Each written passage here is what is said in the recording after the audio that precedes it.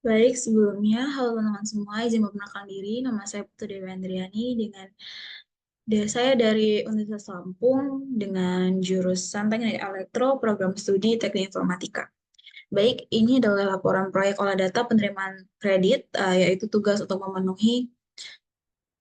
akhir untuk memenuhi dari pelatihan Digital Scholarship Kominfo Vocational School Graduate Academy Associate Data Science atau ini final project dengan judul Laporan Proyek Olah Data Penerimaan Kredit dengan pengajar Bapak Latius Hermawan STMKOM.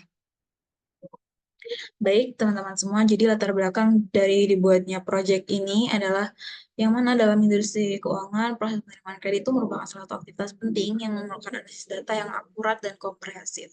Penerimaan kredit ini adalah keputusan di mana lembaga keuangan seperti bank atau perusahaan pembiayaan menilai kelayakan seorang individu atau perusahaan untuk mendapatkan pinjaman atau kredit yang mana ini melibatkan analisis terhadap berbagai faktor termasuk riwayat kredit, penghasilan, pekerjaan, aset, dan kewajiban dari calon peminjam.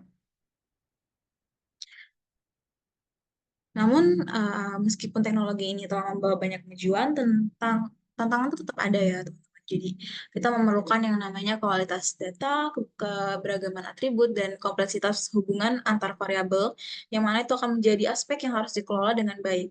Selain itu, regulasi yang ketat dalam industri keuangan juga menuntut agar analisis data dilakukan dengan mematuhi standar etika dan keamanan data.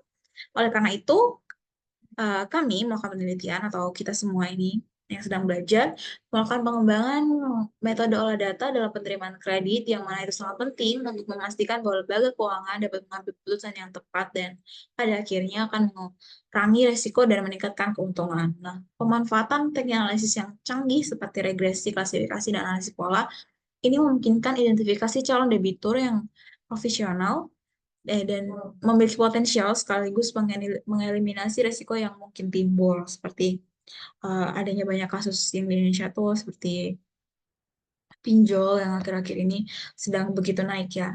Ini ada beberapa masalah yang akan diidentifikasi seharusnya sesuai dengan studi kasus ini, yaitu bagaimana mengidentifikasi faktor-faktor yang mempengaruhi penerimaan kredit, membangun model prediktif untuk memprediksi kelayakan penerimaan kredit, dan seberapa akurat sih model prediktif dalam memprediksi keputusan penerimaan kredit ini. Selanjutnya ini ada proses data science. Yang pertama kita tuh melakukan pengumpulan data. Pengumpulan data yang ini dalam data science itu adalah proses penting yang melibatkan pengumpulan informasi atau data yang diperlukan untuk analisis dan pemodelan guna menjawab pertanyaan atau memecah masalah-masalah tertentu. Yang mana data berfungsi sebagai bahan mentah yang menjadi dasar dari seluruh proses analisis. Dan tanpa adanya data tuh kita nggak cukup ya. Kita nggak bisa mengolah dan kita tidak bisa menghasilkan eh, hasil akhir atau data yang lebih berkualitas. Jadi kita melakukan pengumpulan data. Dalam studi kasus ini, uh, kita disediakan ya datanya dalam bentuk Excel. Ini datanya dalam bentuk Excel. Kita share screen di Excel-nya juga.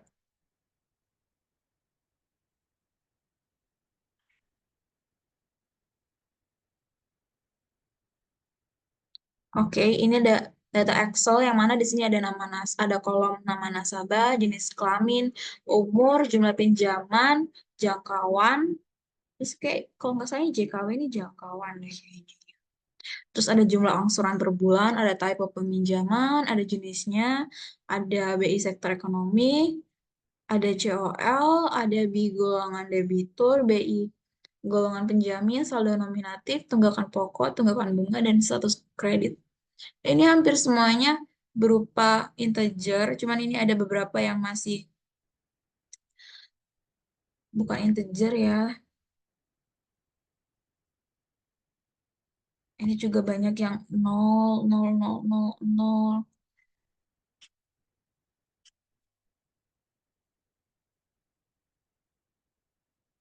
BI sektor ekonomi ini juga udah 6.000 semua ya. Ini data dari Excel-nya. Jadi itu termasuk ke pengumpulan data. Jadi kita tuh perlu mengumpulkan data-datanya itu di dalam Excel dulu, baru kita olah menggunakan tools Rapid Miner itu tadi. Nah, lalu kita tuh perlu mengekspor semua si data yang ada di Excel tadi, ini kita pakai ekspor data yang di sini, impor data, kita impor ke tools Reminer-nya. Di sini nanti dia akan kita tuh nanti dikasih pilihan, kita mau mengformat kolom dari tabel itu seperti apa. Sini ada tulisannya, ini ada polinomial, ada polinominal, sini integer, ini bilangan real, real. Lalu di sini untuk jumlah pinjaman, saya jadikan dia label karena ini berupa nominal ya, harga atau dalam rupiah tentunya ya. Kalau dia minjem, si nasabah ini meminjam uang, pasti dia dalam rupiah, gitu kan. Yang selanjutnya, setelah kita mengimpor data ke dalam Rapid Miner-nya itu, kita akan melakukan pre-processing data. Pre-processing data itu adalah tahap awal dari proses analisis data yang bertujuan untuk membersihkan, mengubah, dan menyiapkan data mentah menjadi format yang lebih siap untuk digunakan dalam model atau analisis lebih lanjut. Nah, dalam Rapid Miner ini sendiri, reprocessing data itu mencakup berbagai operasi nih, seperti pembersihan, transformasi, normalisasi, penanganan nilai hilang, dan lain-lain. Ini tuh adalah tampilan atau results dari data yang udah kita impor dari Excel tadi. Ada nomor kolomnya, nomor baris, ini ada kolom jumlah pinjaman, dan sebagainya sama data-datanya. Ini adalah tampilan dari statistiknya seperti ini. Di sini missing, nilai missingnya dia masih ada 00, terus ini ada yang masih 1, ada 00, ada yang 1 juga. Terus beberapa data ini di sini masih berantakan, masih ada yang minus statistiknya. Itu dari pre-processing ini nanti kita akan memproses datanya yang mana biar missingnya ini nol semua, nggak ada yang missing, terus datanya lebih realistis lagi gitu. Nah, itu ada di tahapan EDA atau analisis eksplorasi data, yang mana itu bertujuan untuk memahami karakteristik data, terus kita harus menemukan pola dan mengidentifikasi anomalinya. Kita juga bisa membangun wawasan awal yang dapat membantu untuk pengembangan model prediktif atau keputusan bisnis. Nah, proses EDA ini dimulai dengan pemahaman data, di mana jenis data seperti data demografis, pelanggan, riwayat kredit, ini contoh dari yang lain gitu ya, yang seperti itu. Kalau di tabel kita ini contohnya nih ya, data demografisnya seperti jumlah pinjaman, nama nasabah, jenis kelamin, umur, jangkauan, jumlah angsuran per bulan, itu tuh dapat diperiksa apakah dia bersifat numerik, terus kategorinya apa, dia tuh teks atau gimana, kita harus mengidentifikasi kolomnya gitu. Nah, ini nilai missingnya dia udah nol semua, udah tidak seperti yang tadi, ini dia masih satu-satu, tapi di sini kita udah proses dia menggunakan operators, yaitu replace missing values. Ini kita cuma tinggal masukin aja. Ini kita drag dari kolom operators di sini ke sini buat kita replace, yang mana nanti dia bisa mengurangi missing values dari um, tabel kita atau dari dataset kita. Terus sini saya pakai filter, kalau nggak salah ini tuh filternya tadi tuh buat ini, karena ada data yang nilainya minus seperti itu. Jadi kita filter. Ada feature engineering selanjutnya. Feature engineering ini sendiri itu adalah suatu proses yang bertujuan untuk menciptakan, modifikasi, atau memilih fitur yang paling relevan dan bermanfaat untuk model prediktif. Dalam konteks studi kasus oleh data penerimaan kredit atau studi kasus kita ini ya, kita tuh bisa menjadikan informasi yang lebih berguna atau mudah dipahami itu melalui implementasi fitur-fiturnya. Nah, beberapa tekniknya tuh nih, ada rasio, terus ada filter-filter, ada convert juga, dan ada beberapa fitur-fitur lain yang bisa kita cari di operator di sini nih. Ada set positive values, numerical to binomial, numerical to polynomial, numerical to binomial lagi, nominal to binomial, nominal to text, nominal to numerical, and nominal to depth. Yang di sini beberapa dalam prosesnya Data rapid miner ini awalnya kan kita drag dulu data yang udah kita import ini kita drag dulu ke sini ke halaman prosesnya. Lalu ini saya tambahin replace missing values yang tadi itu biar nilainya nggak ada yang apa missing atau nggak ada yang hilang gitu kosong biasanya. Lalu kita masukkan filter examples.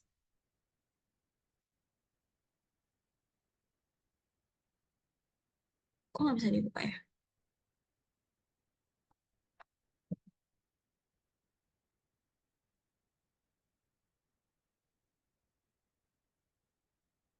Bisa dibuka, nggak bisa diklik ya. Jadi kita nggak bisa langsung demonstrasiin. Jadi di sini aja ada filter, terus ini ada nominal to numerical.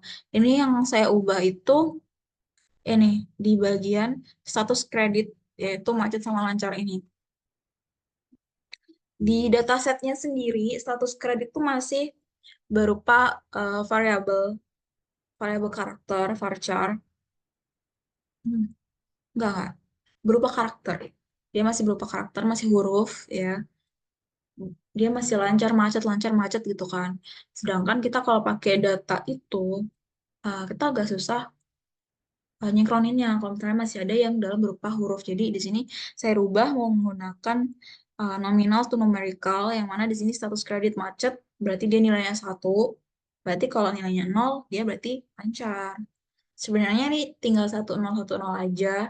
Cuman dia dijadiin ditambahin dua kolom baru yaitu jadi status kredit sama dengan macet dan status kredit sama dengan lancar untuk memudahkan kita. Jadi kalau misalnya status kredit sama dengan macet itu bernilai satu, berarti si nasabah X1 ini status kreditnya itu macet. Kalau misalnya status kredit yang sama dengan lancar ini bernilai satu, berarti ini kayak ini. Nama nasabah atau nasabah X6 dia kreditnya lancar gitu. Selanjutnya ada modeling.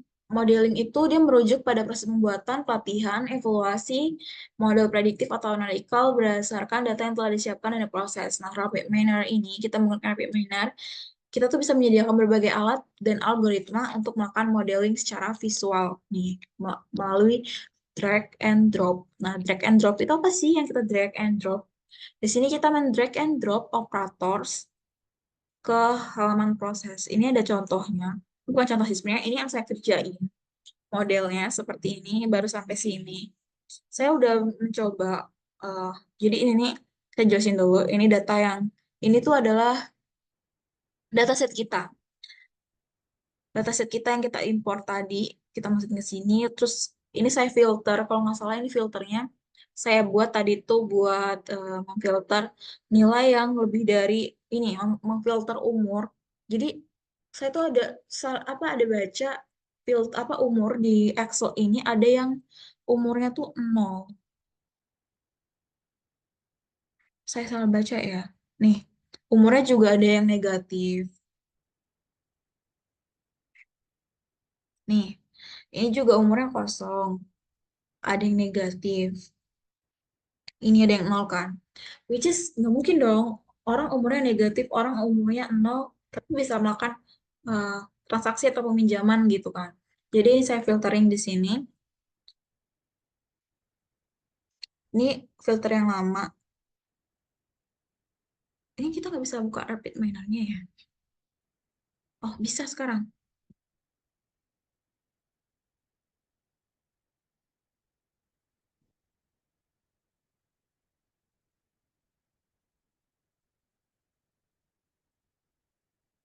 Nah, ini oke. Jadi saya filtering umurnya di sini.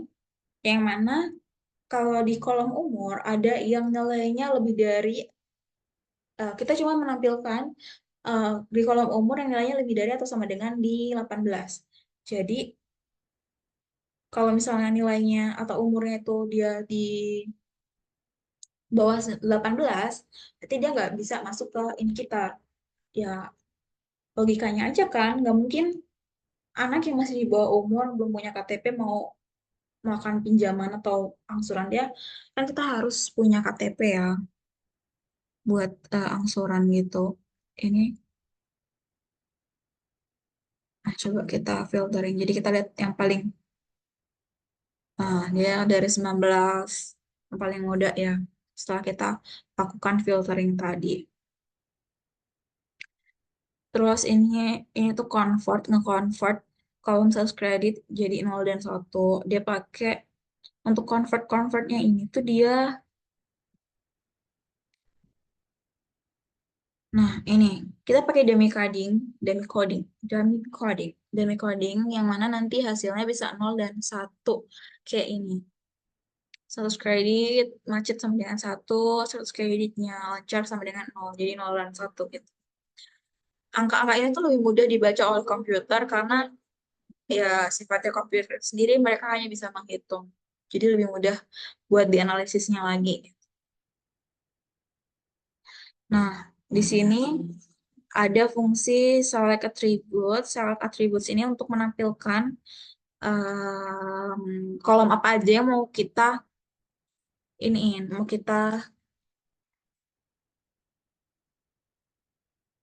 kita tampilin gitu. Misalnya kita taruh sini deh.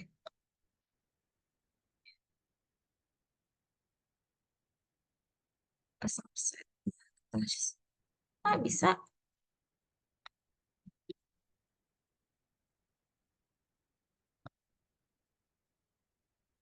Oh, belum bisa ngomongin yang lupa. Maaf, agak panik soalnya ngejar deadline yang lain. Nah, a subset. Nah, kita salah. Misalnya aku cuman mau nampilin hmm, status kredit sama nama nasabah. Apply, terus kita running coba. Nah, oke. Jadi cuma ada status kredit sama nama nasabah aja. Kenapa kok jumlah pinjamannya ini masih ada sih? Padahal kan nggak kita pilih tadi.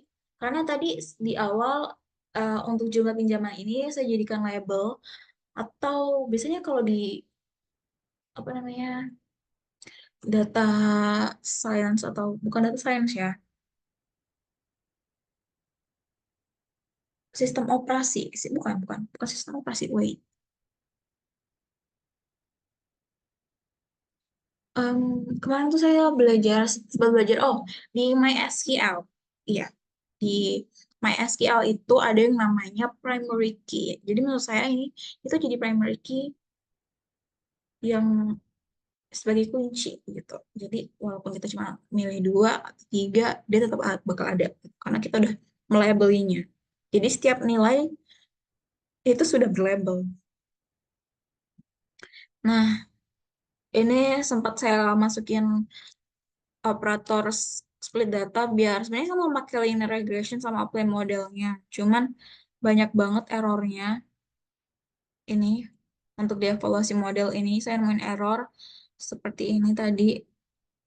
Does not sufficient capabilities for the given data set. Ini saya agak bingung karena sebelumnya pas di select attributes ini udah saya coba pakai 2 atribut aja gitu misalnya kan. Tapi untuk linear regressionnya tetap nggak bisa gitu. Nih, coba ya. Kalau kita coba lagi di sini, kalau bisa berarti status kredit lancar sama status kredit mati ini kan nilainya 0 dan 1 kan. Linear regression itu harusnya bisa ya. Em, jumlah angsuran per bulan, golongan debito. Coba kita apply dulu, terus kita running. Nah, ini udah angka semua kan. Kita coba buat masukin, apa tadi namanya? Linear regression. Saya kurang mengerti dan waktu saya lagi ngikutin pelatihan ini ternyata uh, MSIB atau studi independennya jadi ada kabar gitu. Kok bisa? Kok bisa? Tadi nggak bisa.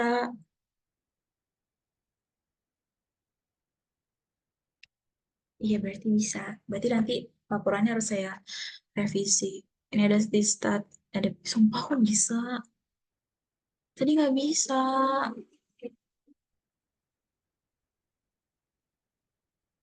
Coba ya, setelah linear regression ini harusnya kita bisa pakai apply modelnya. Kalau bisa saya rubah laporan saya. Kita masukin operator apply model. Bisa juga ya.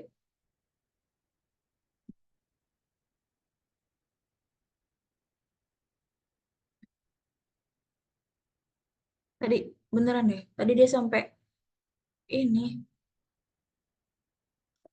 Coba ya. Ini kita screenshot dulu bukti kalau kita bisa.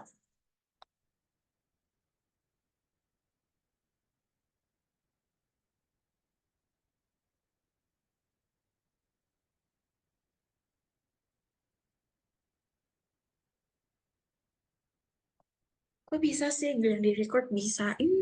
Emang maunya sambil di record ini ngerjainnya.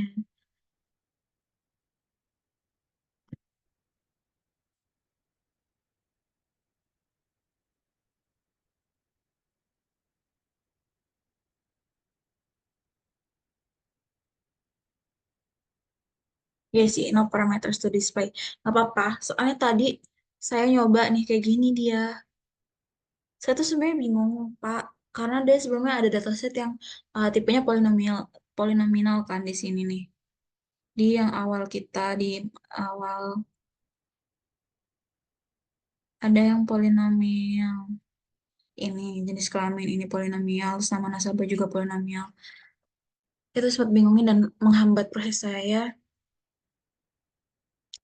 Cuman saya belum, ini kan udah terlanjur di record dan kebetulan berhasil.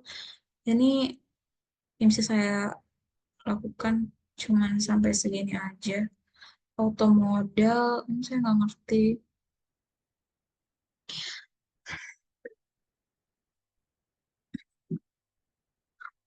Untuk pemahaman saya sendiri baru sampai di sini. Jadi saya belum bisa menginterpretasikan yang poin ketujuh, yaitu tentang